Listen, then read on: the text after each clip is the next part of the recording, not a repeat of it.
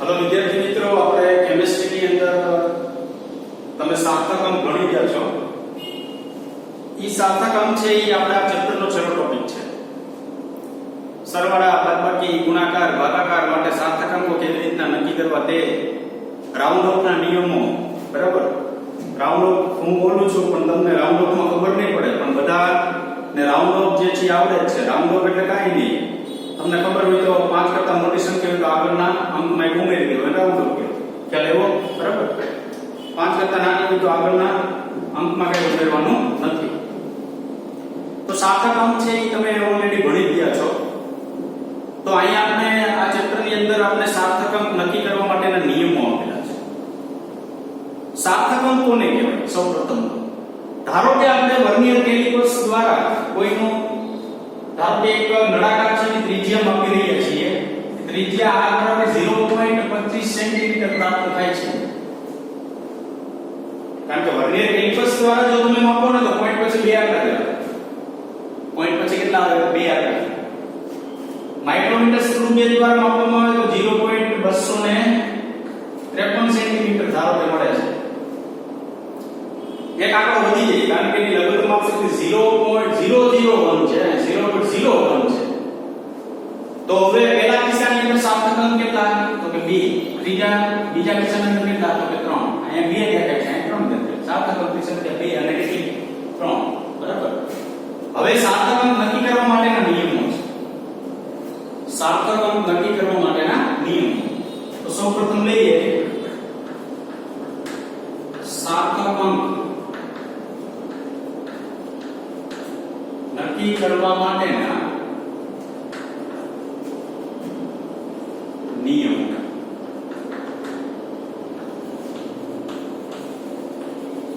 તમને કોઈ સંખ્યા આપેલી હોય પછી એમ કે સાર્થક અંક નક્કી કરો, તો કેવી રીતના નક્કી કરવા તેના માટેના નિયમો છે। સાર્થક અંક નક્કી કરવા માટેના નિયમો છે। સૌપ્રથમ પહેલો નિયમ શું છે? જો આમાં બે શબ્દ એવા આવશે, એક આવશે દશાંશ ચિહ્ન એટલે પોઈન્ટ, બરાબર, અને એક શબ્દ આવશે શૂન્યતર। શૂન્યતર કોને કહેવાય? તો કે શૂન્ય સિવાયનો જે અંક હોય ને એને શૂન્યતર કહેવાય। ફરીવાર કહી દઉં છું, એક શબ્દ આવશે દશાંશ ચિહ્ન એટલે પોઈન્ટ જે છે તે ફૂલ પોઈન્ટ જે આવે ને દશાંશ, કારણ કે સંખ્યા પોઈન્ટમાં હોય 2.5, 2 પછી પોઈન્ટ મૂક્યો પછી 5 એટલે પોઈન્ટ છે ને એ શું કહેવાય? દશાંશ ચિહ્ન। શૂન્યતર શૂન્ય સિવાયની સંખ્યા, તો 2.5 છે ને શૂન્ય સિવાયની સંખ્યા છે, જો એમાં કે શૂન્ય આવતો નથી। તો પેલો શું છે નિયમ? બધા જ શૂન્યતર અંક સાર્થક અંક છે। આ પહેલો નિયમ। શૂન્ય સિવાયના કોઈ પણ અંક છે ને સાર્થક અંકમાં ગણવું। જો આ 5 નિયમ તમને આવડતા હશે તો કોઈ પણના સાર્થક અંક તમે નક્કી કરી શકશો। આ એક વસ્તુ યાદ રાખજો, બરાબર। 5 નિયમ આવડતા હશે તો કોઈ પણના સાર્થક અંક તમે શું કરી શકો? નક્કી કરી શકશો, બરાબર। તો પહેલો નિયમ શું છે? બધા જ શૂન્યતર અંક સાર્થક અંક છે। શૂન્ય સિવાયના બધા જ અંકો સાર્થક અંક છે। દાખલા તરીકે 1 2 3 4 5 6, બરાબર। આ પોઈન્ટ વગરની સંખ્યા છે, એટલે કે દશાંશ ચિહ્ન સિવાયની સંખ્યા છે। જો દશાંશ ચિહ્ન વાળી સંખ્યા હોય ને તો આ નિયમ લાગુ પડે। ધારો કે 123.456 છે, તો 123.456 ની દશાંશ ચિહ્ન વાળી સંખ્યા થઈ। 1,23,456 ની દશાંશ ચિહ્ન સિવાયની સંખ્યા થઈ। તો આમાં સાર્થક અંક કેટલા ગણવાના? 1 2 3 4 5 6। આમાં સાર્થક અંકની સંખ્યા કેટલી લખવાની? 6। પોઈન્ટ વાળી સંખ્યા હોય તો ભલે, પોઈન્ટ વગરની સંખ્યા હોય તો ભલે, શૂન્ય કે લેવાનો નથી। એટલે બધા શૂન્યતર અંક શું છે? સાર્થક અંક છે, બરાબર। એના પછી બીજું, બે શૂન્યતર અંક વચ્ચેના શૂન્યાંકો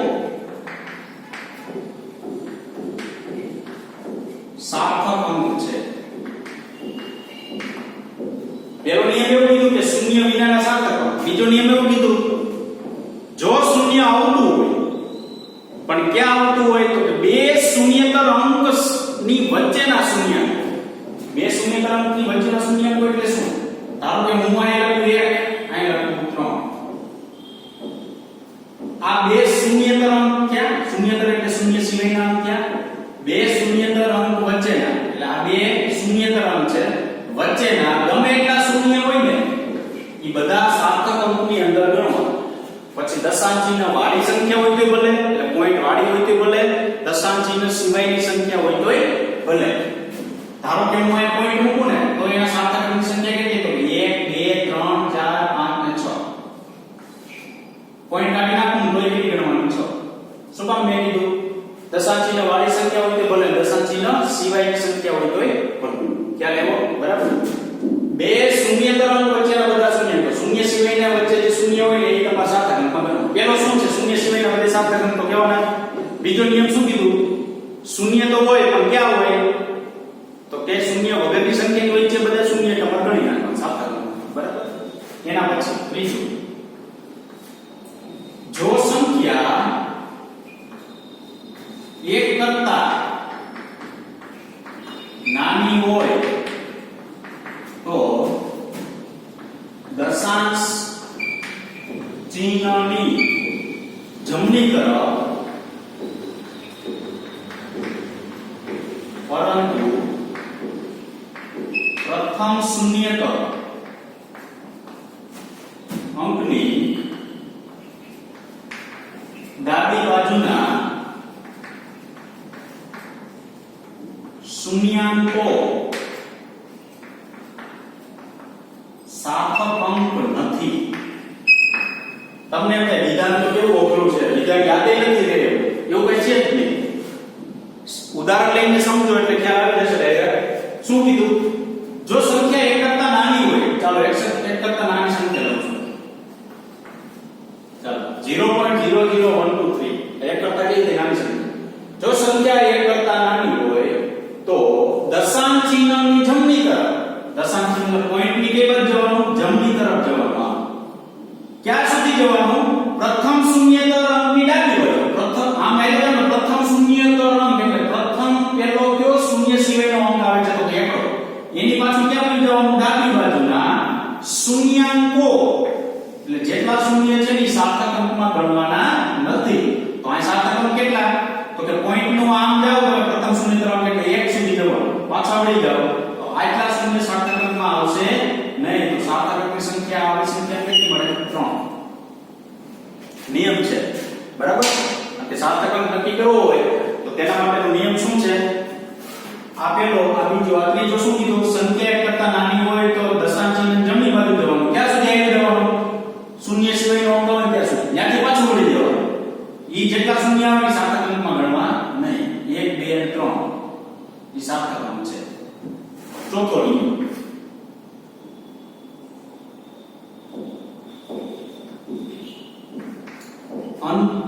દશાંશ ચિહ્ન સિવાયની સંખ્યામાં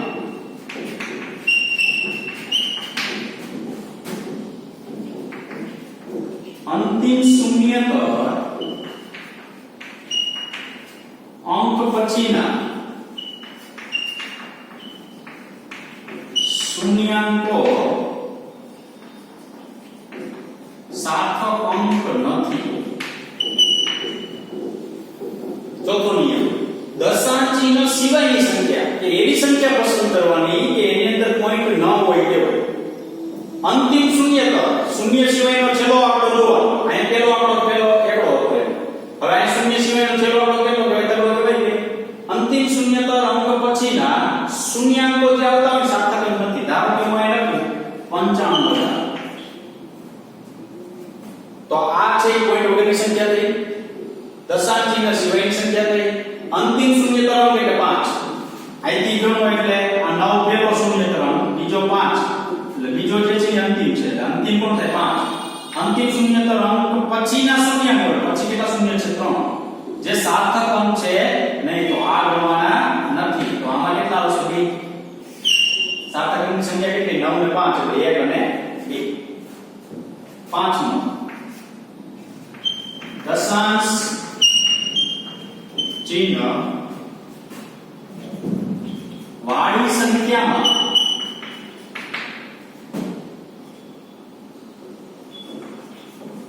અંતિમ શૂન્યતર અંક પછીના શૂન્યાંકો સાર્થક અંક છે. ચાલો અન્ય સંખ્યા આપણે પસંદ કરીએ, પણ કેવી? દશાંશ ચિહ્ન વાળી. 95000 છે દશાંશ ચિહ્ન સિવાયની સંખ્યા છે. હું અહીંયા પોઈન્ટ કરી નાખું એટલે 9.5000 થયું. કેવી સંખ્યા છે? દશાંશ ચિહ્ન વાળી સંખ્યા થાય. તો દશાંશ ચિહ્ન વાળી સંખ્યામાં અંતિમ શૂન્યતર અંક પછી, અંતિમ તો 5 છે, પછીના શૂન્યાંકો સાર્થક અંક છે. તો પોઈન્ટ વાળી હોય સંખ્યા તો છેલ્લા શૂન્ય તમારે ગણવાના, પોઈન્ટ વગરની હોય તો ગણવાના નહીં. તો હવે કેટલા થાય સાર્થક અંક? લોજી 1 2 3 4 5. આમાં બેમાં ધ્યાન રાખો, બરાબર? ટૂંકમાં યાદ રાખવાનું, શૂન્ય સિવાયના બધા કહેવાના છે. બીજું શું યાદ રાખવાનું? શૂન્ય સિવાયના હોય એટલે વચ્ચે જેટલા શૂન્ય હોય ગણવાના. ત્રીજું શું? એક કરતા નાની સંખ્યા હોય તો આગળના બધા શૂન્ય ગણવાના નથી. આ શોર્ટમાં નિયમ લઉં છું. ચોથો શું? છેલ્લે શૂન્ય જેટલા હોય એટલા, છેલ્લા અંક પછીના શૂન્ય પોઈન્ટ વગરની સંખ્યામાં ગણવાના નથી. પોઈન્ટ વાળી સંખ્યા ગણવાના. આ પોઈન્ટ વગરની સંખ્યા થઈ, આ પોઈન્ટ વાળી સંખ્યા થઈ. ધારો કે આપણા નિયમ આવડતા નથી અને સાર્થક અંક નક્કી કરવાનું કે એક ટ્રીક છે. સાર્થક અંક નક્કી કરવા માટેની એક શું છે? ટ્રીક છે. શું ટ્રીક છે?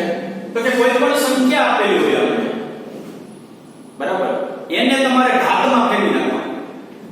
કોઈ પણ સંખ્યા કેમાં ફેરવી નાખવાની? ઘાતમાં. ધારો કે હું આ ઉદાહરણ લઉં 0.00123.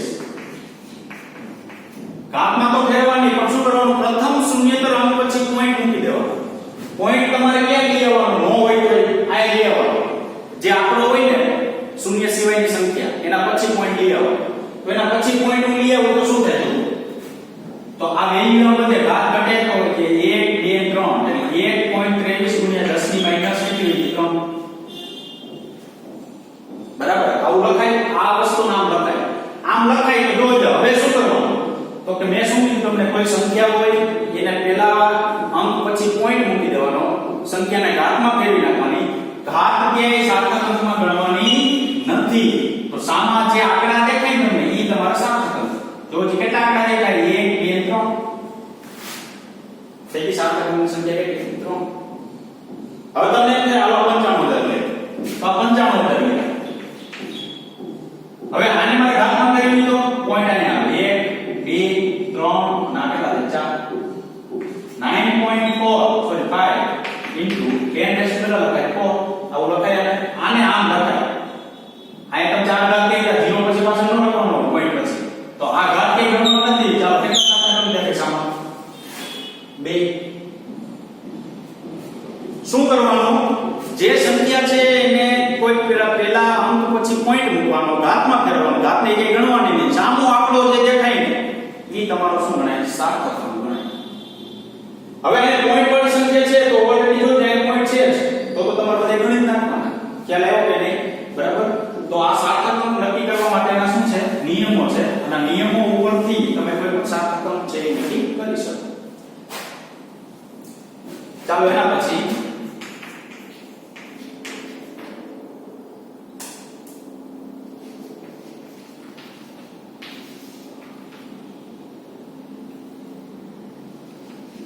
રાઉન્ડ ઓફ ના નિયમ. રાઉન્ડ ઓફ ના નિયમની અંદર શું છે? તો આપને ખબર જ છે, બરાબર? ધારો કે આપણી પાસે એક ત્રિજ્યા છે બેન, r બરાબર 1.876 સેન્ટીમીટર છે. હવે તમને એમ કહે કે પોઈન્ટ પછી 2 અંક સુધીના રાઉન્ડ ઓફ દર્શાવો. તો પોઈન્ટ પછી આ 3 અંક છે તો 2 અંક દર્શાવો હોય તો કોને કાઢવાનો થાય? તો 6 ને કાઢવાનો થાય. 6 છે 5 કરતા કેવો છે? મોટો છે તો આગળના અંકમાં 1 ઉમેરો. તો r બરાબર શું મળે?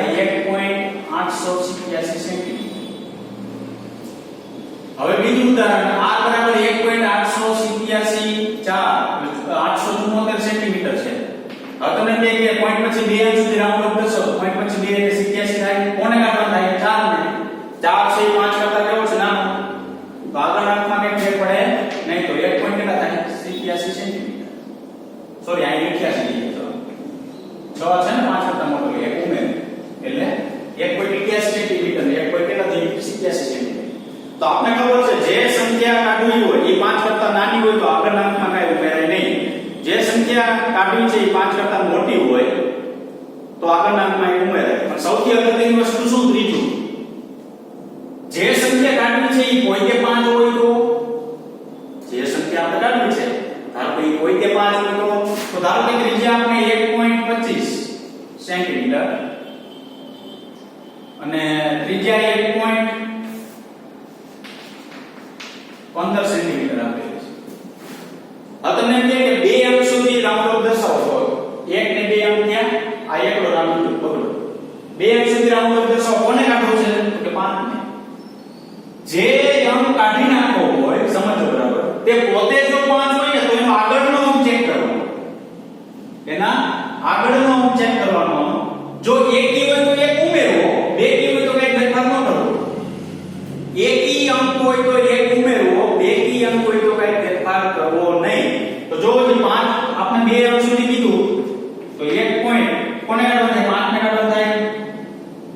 તો જે અંક કાઢવો છે કોઈ 5 છે તો આગળનો અંક ચેક કરવાનો. એકી છે બેકી? તો કે બેકી. તો એમ કરવાનું. ચાલો 2 અંક સુધી આપણે કાઢવું છે તો હવે આગળનો અંક ચેક કરવાનો. કોને કાઢવો છે? 5. તો 5 પોતે છે તો આગળનો અંક ચેક કરો. એકી છે બેકી? તો એકી. તો કે ઉમેર. ટૂંકમાં યાદ રાખવાનું, આ તો આપણને ખબર છે જે કાઢવું હોય આપણે એ 5 કરતા મોટો હોય ઉમેરે, 5 કરતા નાનો હોય તો ઉમેરે. પણ 5 કોઈતે હોય તો શું કરવું? જો 5 કોઈતે હોય તો એનો આગળનો અંક ચેક કરવાનો. આવો જે 5 કાઢવો હોય એનો આગળનો એકી હોય તો એક ઉમેરવાનો, તો 2 થાય.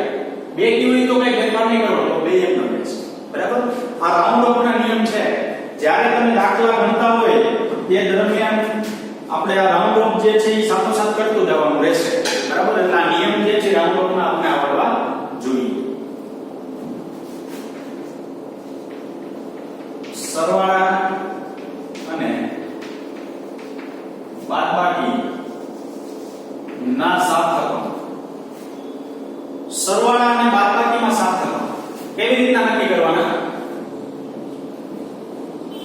હવે હું આ નિયમ લખું છું સરવાળા અને બાદબાકી માટે અને ગુણાકાર ભાગાકાર માટે આવશે. નિયમ આપને બરાબર આવડવો જોઈએ. બરાબર? ભૂલ ન થવી જોઈએ. શું છે નિયમ? અંતિમ પરિણામમાં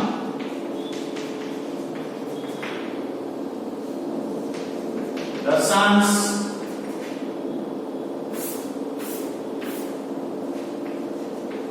ચિહ્ન પછીના લઘુત્તમ સાર્થક અંક દર્શાવો. કોઈ પણ બે ભૌતિક રાશિનો સરવાળો કરો કે બે ભૌતિક રાશિની બાદબાકી કરો, અંતિમ પરિણામ એટલે જવાબ કઈ આવતો હોય ને તેમાં દશાંશ ચિહ્ન પછીના લઘુત્તમ સાર્થક અંક દર્શાવો. જો દશાંશ ચિહ્ન પછીના લઘુત્તમ સાર્થક અંક, હું ઉદાહરણ આપું છું. ધારો કે આપણી પાસે અવરોધ R1 છે 1.13 ઓહ્મ.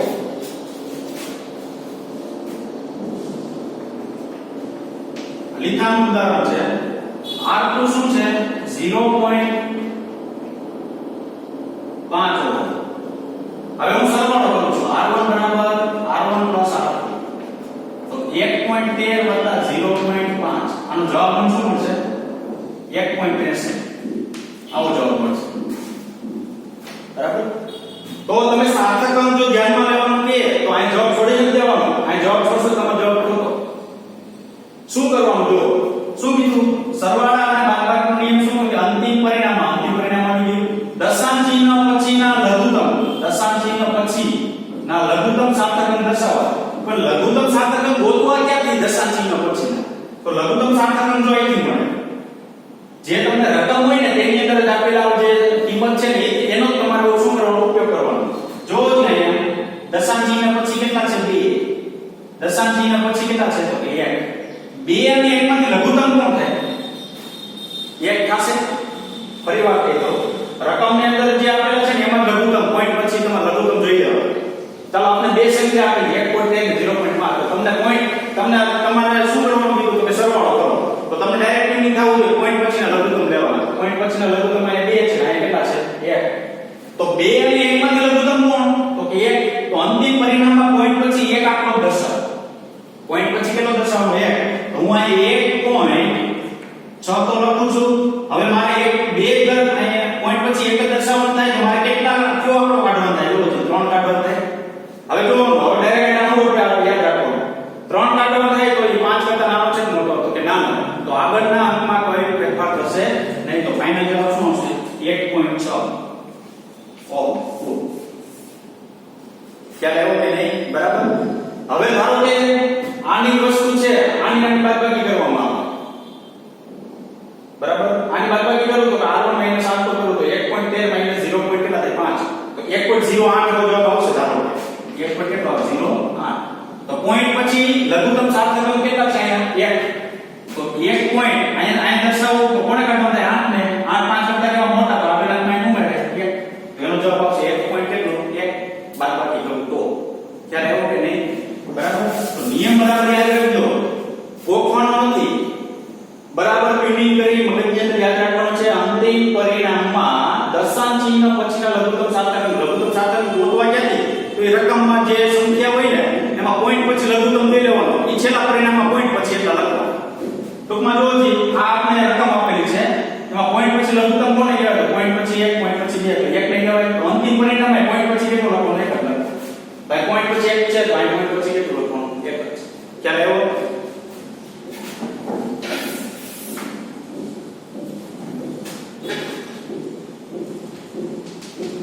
ગુણાકાર અને ભાગાકાર માટે સાર્થક આનો નિયમ થોડો ખબર છે શું અંતિમ પરિણામમાં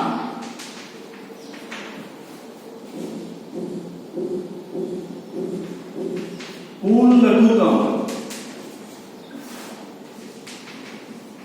સાર્થક અંક દર્શાવો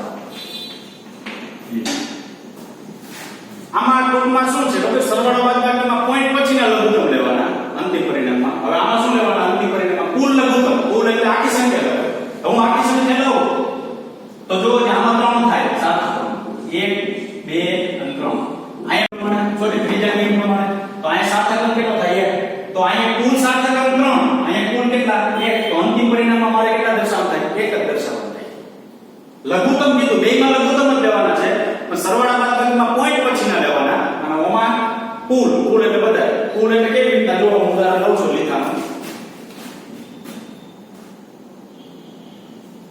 જો જે એક આમાં સરવાળા બાદબાકી માટે બીજું ઉદાહરણ આપેલું છે જો L1 L2 આપેલું છે 5.566 સેન્ટીમીટર ઓમાં 3.22 તો જો જે સરવાળો બાદબાકી કે સરવાળો કર્યો છે પોઈન્ટ પછી પહેલામાં 3 છે બીજામાં 22 છે એટલે 2 થયા લઘુત્તમ કેટલા થાય 2 થાય તો અંતિમ પરિણામમાં જો 8 પોઈન્ટ પછી 7 ને 9 2 દર્શાવે બરાબર હવે શું કીધું આપણે એક લંબાઈ આપેલી છે ચોસલા 2.222 સેન્ટીમીટર એક પહોળાઈ આપેલી છે 3.3 સેન્ટીમીટર તો આની ક્ષેત્રફળ મેળવવું છે તો લંબાઈ ગુણ્યા પહોળાઈ થાય તો 2.222 ગુણ્યા 3.33 ચાલો હવે આનો જવાબ જે છે કેવી રીતના મેળવશું આનો જવાબ જે છે ખરેખર આવે છે કેટલો હું લખી નાખું 7.3326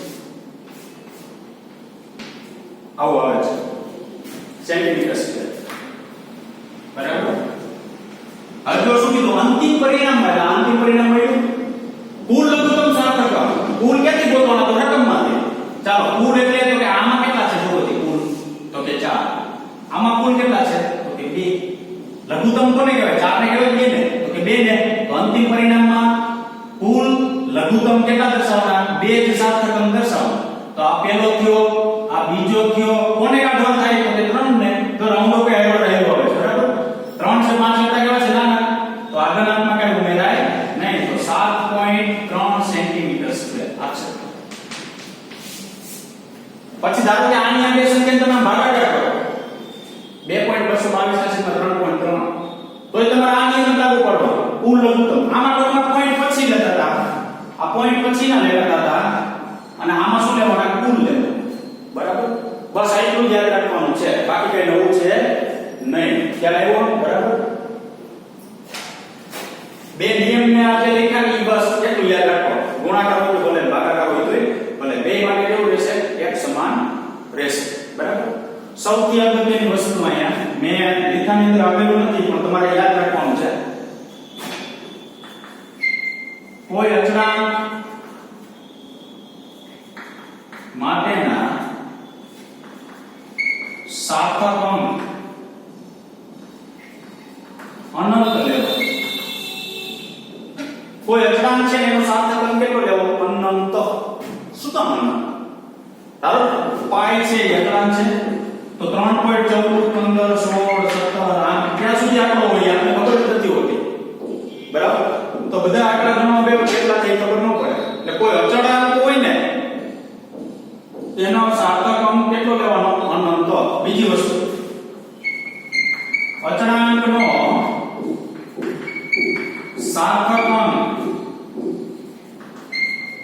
અંતિમ પરિણામમાં ગણવો નહીં. ધારો કે તમે ક્ષેત્રફળ મેળવતો હોય આમ પાય સ્ક્વેર, ત્રિજ્યા આપણે આપેલી છે તો અહીંયા 3.14 આપણે તો આ 3.14 જે છે ને ઈ તમારે અચળાંક નથી હોતો. અચળાંક જે છે ને એના સાર્થક અંક અંતિમ પરિણામ લખતી વખતે ધ્યાનમાં લેવાના નથી. શું કામ? તો કે તો પોતાના કેટલા છે સાર્થક અંક? અનંત. આ 3 નથી કહેવાતું, અનંત અચળાંક. ખ્યાલ આવ્યો? બરાબર, તો અંતિમ પરિણામની અંદર સાર્થક અંકની ગણતરી એની કરવાની નથી. ટૂંકમાં યાદ રાખવાનું. તમને એમ કે ધારો કે આપણે શું કહેવાય કદ મેળવવું છે ગોળા, તો 4/3 પાઈ r ક્યુબ એવું થશે. તો 4/3 સંખ્યા છે એનો સાર્થક અંક નહીં, એ અચળ વાળી વસ્તુ છે. કારણ કે 4/3 કરો તો પોઈન્ટ પછી કેટલા અંક આવે એમ કોઈ નક્કી નથી હોતું. પાઈ અચળ છે તો એ ધ્યાનમાં નહીં લેવાનું. ખાલી આ જે રકમ ટૂંકમાં તમારે યાદ રાખવાનું, રકમમાં વેલ્યુ જે આપેલી હોય એના સાર્થક અંક અંતિમ પરિણામની અંદર ગણવા. આ બે વિધાન બોલાવવાનો છે. સરવાળા બાદબાકીમાં શું પોઈન્ટ પછીના લઘુત્તમ છેલ્લે લખવાના, રાઉન્ડ ઓફ લગાડતું જવાનું. બરાબર, ગુણાકાર ભાગાકારમાં શું બધે જોઈ લેવાના, એમાં જે ઓછું દેખાય એની અંતિમ પરિણામ દર્શાવો. કારણ કે ક્યારેક એમ કે કદ મેળવવું છે, 3 સંખ્યા આપેલી તો 3 સંખ્યા આપેલી હોય તો અહીં ધારો 2.22 2 અને 3.3 ને 3.32 આપેલું છે તો એકમાં 4 થાય, એકમાં 2 થાય, એકમાં 3 થાય, લઘુત્તમ કેટલા? 2. અંતિમ પરિણામ કેટલા દર્શાવવાના? 2. ખ્યાલ આવ્યો? બરાબર, તો ગુણાકાર ભાગાકાર સરવાળા અને બાદબાકી માટેના સાર્થક. હવે ઉદાહરણ જે છે જોઈએ સાર્થક અંકને લગતા. આ લખી નાખું છું નિયમો. બરાબર, તમારે જો જરૂરિયાત હોય તો લખી નાખો સ્ક્રીનશોટ પાડીને.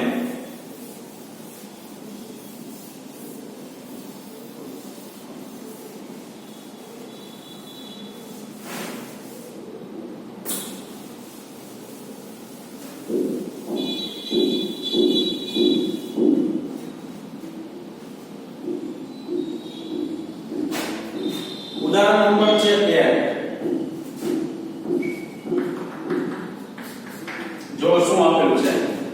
કોઈ ઘનની બધી જ બાજુનું માપેલ મૂલ્ય 7.203 મીટર છે.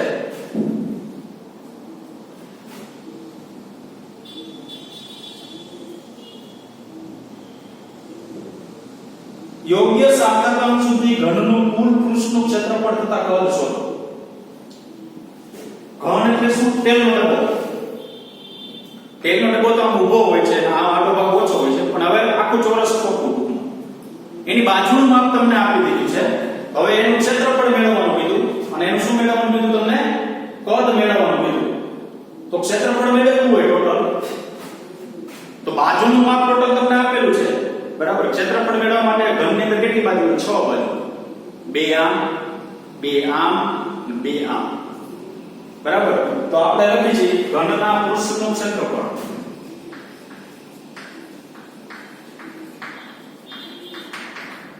six into L square. તો 6 લંબાઈ કેટલી છે જોજો 7.207 સોરી 3 7.203 એનો સ્ક્વેર આ મીટર છે. આનો જવાબ તમને શું મળે છે જો 3.11 299 254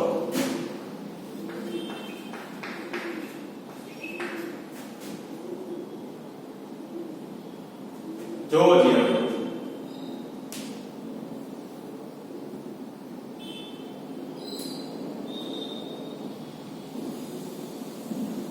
ચાલો હવે જુઓ રકમની અંદર હવે આ શું થયું પેલા તો સાતકમ ધ્યાનમાં રાખવાનું છે શું થયું તો કે 7.203 ગુણ્યા 7.203 એટલે જે રકમમાં ભૌતિક રાશિ આપેલી છે એનો શું થયો ગુણાકાર થયો તો ગુણાકારનો નિયમ શું તો કે અંતિમ પરિણામમાં કુલ લઘુત્તમ સાતકમ દર્શાવો.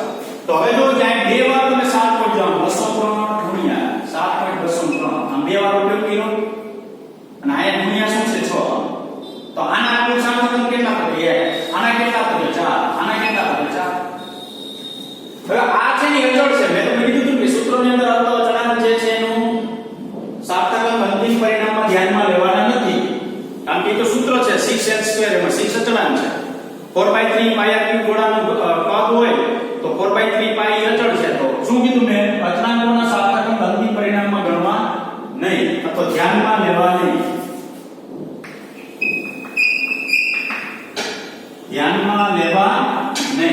તો ધ્યાનમાં ન લેવા તો આનો સાતકમ નહીં તો શું થાય ખબર તમને એમ થાય અંતિમ પરિણામમાં લઘુત્તમ 1 છે તો 1 દશે પૂરું એટલે બધા 3 લખી ગયા જવાબ પણ અચળાંકનું સાતકમ અંતિમ પરિણામ ન દર્શાવવાના આ બે તો વૈધા કોણ 2 તો 2 યાદ રાખવાનું 2 સાતકમની સંખ્યા સમાન હોય ને તો એટલી જ મૂકી દેવી તો આમાં લઘુત્તમ કોણ છે ખબર ન પડે જો અહીંયા 3 ને 4 હોય તો તમે એમ કહો 3 છે પણ હવે આને ખબર નથી પડતી તો 2 હરખા છે તો 2 હરખા હોય તો અંતિમ પરિણામમાં ઈનું પરિણામ શું કહેવાનું કેટલા છે 4 તો લઘુત્તમ 4 જ ગણાય તો 4 ગણાય તો અંતિમ પરિણામમાં 4 મૂકવો હોય તો અંક 4 સાતકમ તો આ પહેલો બીજો ત્રીજો આ ચોથો થશે કોને આગળ થાય તો કે 9 ને આગળ થાય 9 5 કરતા કેવા તો કે મોટા તો 5 કરતા મોટા હોય તો આગળના અંકમાં એક ઉમેર એટલે રાઉન્ડ ઓફ આગળ લગાડી દીધું 3.113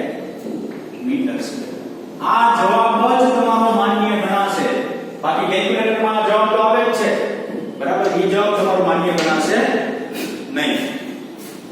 ચાલો આગળ હવે શું મેળવવાનું કીધું એને ઘનનું પદ મેળવવાનું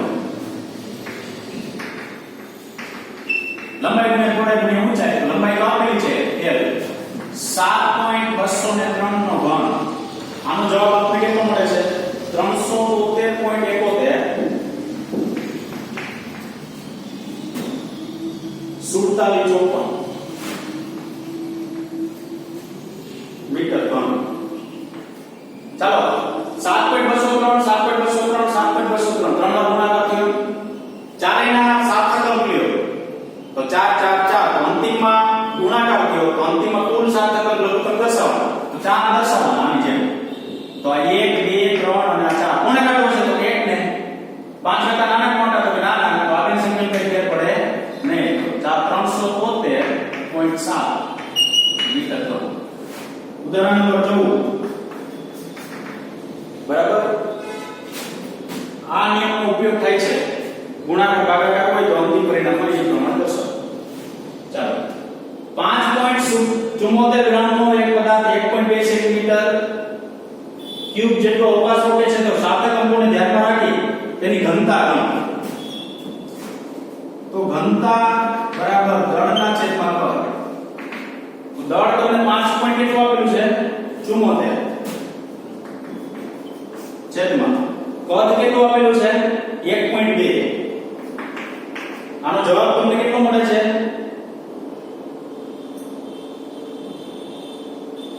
4.8 ડાયરેક્ટ લખી નાખ્યું છે લોકોએ ગ્રામ પર સેન્ટીમીટર. હવે જો કે નહીં? તો ભાગાકાર નિયમ માટે શું? અંતિમ પરિણામમાં કુલ લઘુત્તમ સાર્થક. કુલ લઘુત્તમ એટલે શું? આ 3 છે, આ કેટલા છે? 2. લઘુત્તમ કેટલા હોય? 3 કહેવાય 2, એટલે 2. તો અંતિમમાં કેટલા દર્શાવવા? 2 દર્શાવે. સિમ્પલ દાખલો. આ દાખલો 2 માર્ક્સમાં પૂછાય. પણ સાચો જવાબ લખતા જો આપણે આવડે ને તો બરાબર. સરવાળા બાદબાકીની અંદર તમારે યાદ રાખવાનું કે સરવાળા બાદબાકીની અંદર પોઈન્ટ પછીના લઘુત્તમ બેમાં લેવાના અને આમાં કુલ લઘુત્તમ લેવાના. બરાબર. તો આટલી વસ્તુ યાદ રાખજો. તો આપણે ચેપ્ટરની અંદર શું ચાલ્યું? સાર્થક અંકની અંદર તો તેના નિયમોમાં મેં કીધું પ્રમાણે યાદ રાખજો. નિયમ જો યાદ ન રહે તો એને ઘાતમાં ફેરવી નાખવાનું. પહેલા પછી પોઈન્ટ મૂકી દેવાનો અને જે સામી સંખ્યા દેખાય ને તમારો શું કહેવાશે? સાર્થક અંક ગણાશે. પછી આ છે રાઉન્ડ ઓફ છે. રાઉન્ડ ઓફ ના નિયમમાં શું? તો કે સંખ્યા જે કાઢી હોય બધાય રાઉન્ડ ઓફ લગાડતું જાવ. હું લગાડતો ગયો બધે. સંખ્યા જે કાઢી હોય 5 કરતા નાની હોય તો આગળના અંકમાં કઈ ફેર ન પડે. 5 કરતા મોટી હોય તો 1 ઉમેરે. જે કાઢી હોય તે 5 હોય તો આગળનો અંક ચેક કરવાનો. 1 હોય તો 1 ઉમેરે. બસ ફેર રાખવાનો. 2 હોય તો ફેર પડે નહીં. સરવાળા બાદબાકીમાં અંતિમ પરિણામમાં દશાંશ ચિહ્ન પછીના લઘુત્તમ સાર્થક અંક દર્શાવો. ટૂંકમાં પોઈન્ટ પછીના લઘુત્તમ અહીં દર્શાવવા. પોઈન્ટ આગળનો જે સંખ્યા હોય એમને મૂકી દેવાનો. અહીંયા પોઈન્ટ પછીની ગણતરી કરતા હોય તમે તો અહીં પોઈન્ટ પછી તમારે જોવાનું. પછી એમ કહેતા ને કે અહીંયા પોઈન્ટ પછી 1 છે તો અહીંયા એકલો દર્શાવી દે પૂરું. એમ નહીં. જવાબમાં પોઈન્ટ પછી જ જોવાના. જો અહીંયા પોઈન્ટ પછી તમે જોતા. આમાં શું? અંતિમ પરિણામમાં કુલ લઘુત્તમ સાર્થક અંક દર્શાવો. સૌથી અગત્યની વસ્તુ તો કે કોઈ અચળાંક માટે સાર્થક અંક તમને પૂછવામાં આવે તો કેટલો કહેવાનો? અનંત. કારણ કે એ વેલ્યુ જે છે ક્યાં સુધી હોય છે એ ખબર નથી. તમને એમ કે આ અચળાંક છે તો આટલું અનંત હોય. એમ ન હોય.